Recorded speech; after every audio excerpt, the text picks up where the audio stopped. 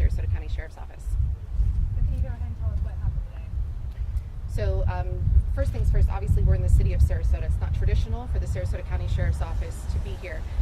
For members of the public and for our media partners who don't know, the Sheriff's Office is responsible for serving all civil process paperwork in unincorporated and incorporated Sarasota County and our municipalities. That's why we're in the city of Sarasota. So by way of background, on Wednesday, our civil deputies received a writ of possession indicating that there was an individual in this apartment complex behind me who needed to be evicted from this apartment.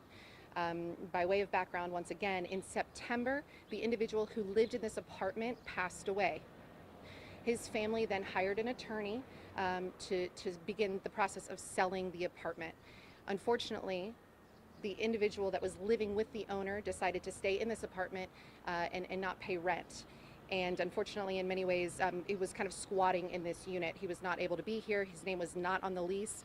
He should not have been here. So the apartment complex with their attorney tried to handle things themselves until it got into the legal process, which began on Wednesday. So on Wednesday, when our agency received that writ of possession, they were going to make contact with the subject. However, the attorney for this apartment complex requested that we wait until Thursday to come and evict this gentleman. Okay, so today's Friday, so dating back 24 hours, yesterday on Thursday at about 9 a.m., we attempted to make contact with this gentleman. I'm still trying to find out if we actually made contact with him or if we only posted the notice on his door. At a minimum, we posted a 24-hour eviction notice on his door yesterday. Okay, so in terms of the civil process, what that means, and the language on there reads, you have 24 hours to remove yourself from this property or you'll be physically removed by law enforcement. Obviously, within the last 24 hours, he did not remove himself. So today, our civil deputies came back. They made entrance into the unit utilizing a key with the attorney. So the attorney was with them. I had 3 deputies who went in there and attempted to make contact with the subject. When they went into the unit, the individual armed himself with a knife and he advanced towards our deputies. At that point, again, we had 3 deputies there. And one of our deputies fired her weapon. 2 other deputies were also there. They made verbal commands in an attempt to make the subject de-escalate. Again, he did not. He advanced towards our deputies. He's a 58-year-old black male. I do not have his information yet because next of kin has not been notified. So as soon as I can release his information, I will. What's standard in an officer-involved shooting is our deputies are taken back to headquarters. They're interviewed, and we have an officer-involved investigations team who also leads investigations like this. They're senior detectives who have worked all of our officer-involved shootings, and they will be handling the investigation. Again, this is unique because we're in the city of Sarasota, so in terms of history on this subject, I don't have much.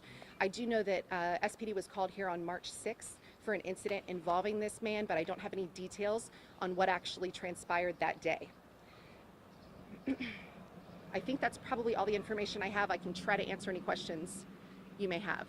Thank you, Allison. What's the state of the 58-year-old man? The 58-year-old man is deceased.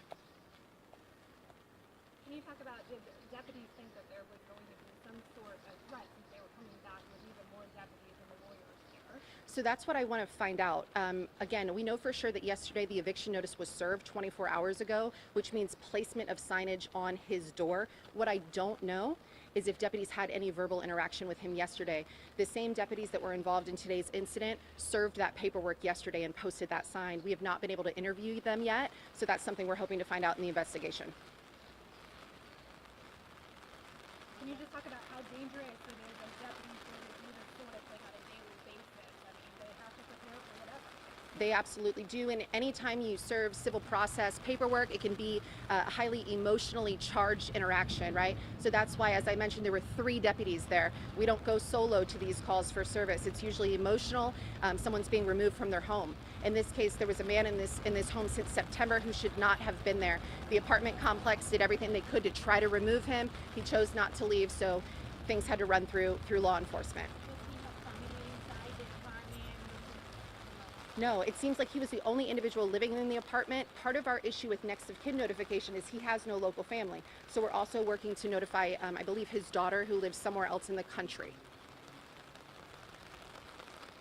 So all in all, not a good day for law enforcement. Anytime our deputies have to utilize their weapons, lethal or non-lethal, is not a good day for us. Fortunately, we have senior detectives who are very well trained and versed in officer-involved shootings. So as I mentioned, they're at headquarters. They're going to begin this investigation. As soon as there's more information we can provide, of course we will.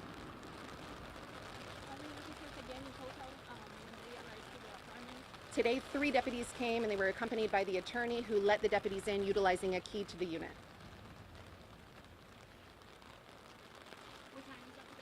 The initial call for service came in at 9:10, so that's when we were notified that there was an incident occurring. So I would imagine they probably knocked on the door between 9 and 9:10.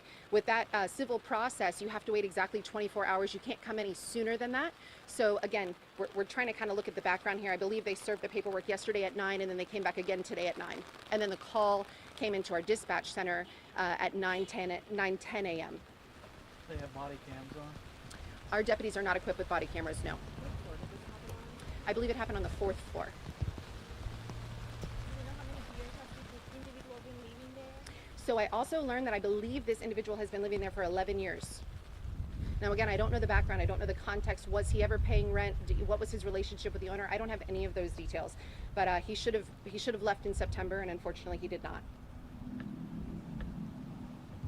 Good. As soon as we can provide an update, we certainly will.